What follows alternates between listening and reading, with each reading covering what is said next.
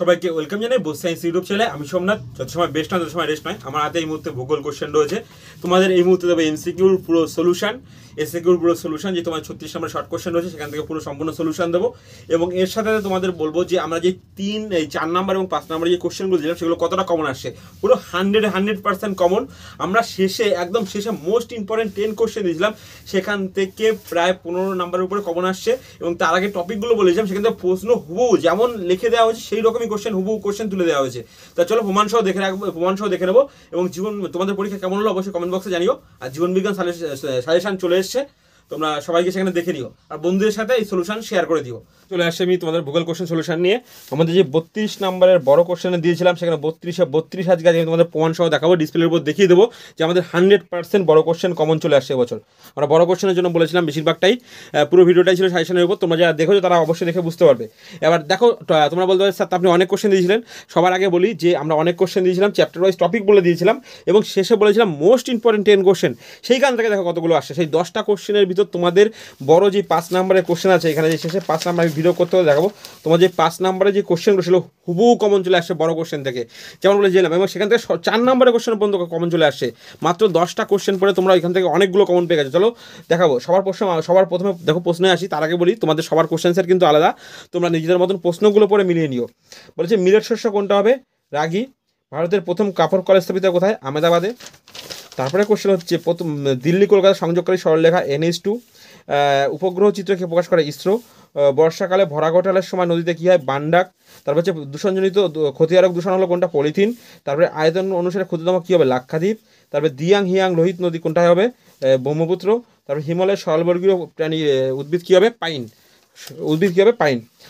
এবার আসি যে নদীর প্রাকৃতিক প্রক্রিয়া মাটি এবং শিলাস্তর অভিবর্ষর টানে উচ্চভূমির ঢাল বরাবর নিচে নেমে আসে কি? পুঞ্জিত ক্ষয়। পাখির মতন বদলে কি? মিসিবিসি মৌসুরি বদ্বীপ অঞ্চল। দক্ষিণ গোলার্ধে স্রোতের বামাবর্তী হওয়ার কারণ কি? পৃথিবীর আবর্তন। অর্ধক্ষেপণের একটি উদাহরণ কি? শিশির। তারপর হচ্ছে ক্যারিবিয়ান সাগর সৃষ্টি ঘূর্ণবাদকে বলা হয় কি? হ্যারিকেন।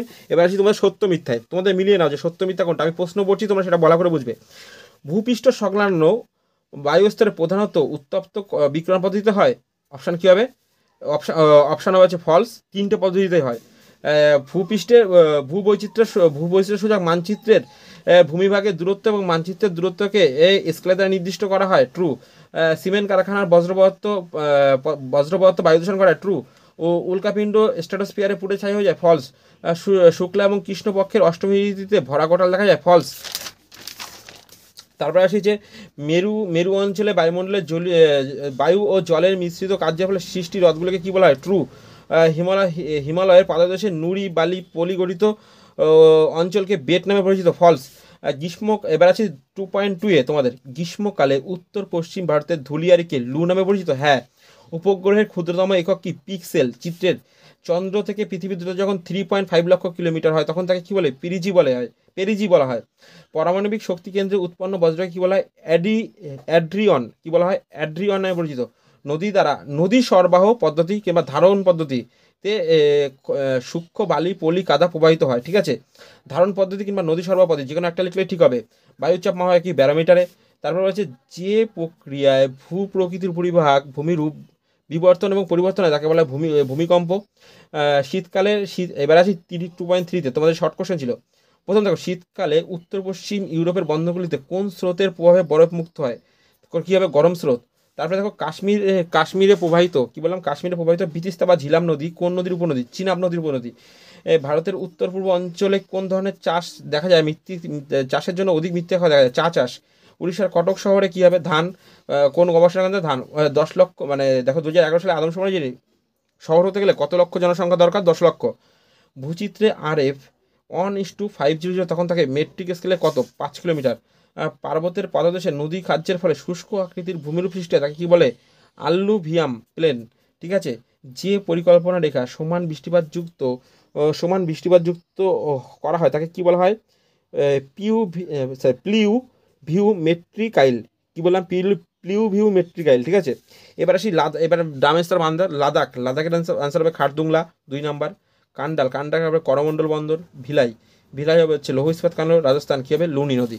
ঠিক আছে, এবার আসি 2 নম্বরে। দেখো 2 নম্বরে আমরা কোনো দিইনি, তাও 2 নম্বরে দেখো এইখান থেকে তোমাদের কোশ্চেন মোটামুটি সোজা ছিল, কিছু আনকমন ছিল।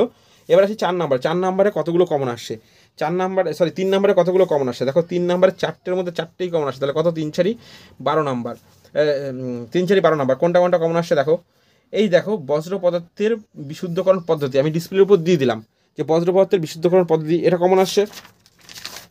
সেকেন্ড দেখো এইখানে যে অথবা সহ উদাহরণ দুটোই কমন আসছে, কি বললাম, অথবা এবং উপরের কোশ্চেনটা দুটোই কমন আসছে। ঠিক আছে, উপগ্রহ চিত্রের প্রধান 3টে বৈশিষ্ট্য উল্লেখ করো, অথবা ভূ বৈচিত্র্যের মানচিত্রের 3টি সুবিধাজনক আলোচনা করো। আমি এই দুটোই কোশ্চেন, আমরা এখান থেকে মাত্র 6টা কোশ্চেন দিয়েছিলাম, উপগ্রহ থেকে মাত্র 6টা কোশ্চেন দিয়েছিলাম। 6টা কোশ্চেন দিয়ে দুটো কোশ্চেনই কমন চলে আসছে। এবার দেখো অশ্বক্ষুর আকৃতির রথ সৃষ্টির চিত্রসহ ব্যাখ্যা আর আয়ন বায়ুর পশ্চিম। আমি তোমাদের লাস্টে প্রাকৃতিক ভূগোল থেকে মাত্র 5টা কোশ্চেন, 6টা, সরি প্রাকৃতিক বলে 7টা বড় কোশ্চেনে ইম্পর্টেন্ট বলেছিলাম, যেটা বড় কোশ্চেন 5 নম্বরের জন্য ইম্পর্টেন্ট। দেখো ঠিক সেম কোশ্চেনটাই এখানে 3টে পার্থক্য দিয়ে দিয়েছে, তাহলে ওইটাই 5 নম্বরটাকে 3 নম্বরে লিখতে হবে। এবার আসি পরের কোশ্চেনে, পাঞ্জাব এবং হরিয়ানায় কৃষি উন্নয়নের কারণগুলি লেখো।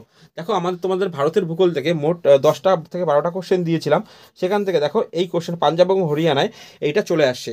এবার আসি পরের কোশ্চেনে, জোয়ার ভাটা সৃষ্টির কারণ কি। দেখো জোয়ার ভাটা সৃষ্টির কারণ পিছনে আমরা কোশ্চেন দিয়েছিলাম, সেখান থেকে হুবহু এইটা কমন চলে আসছে।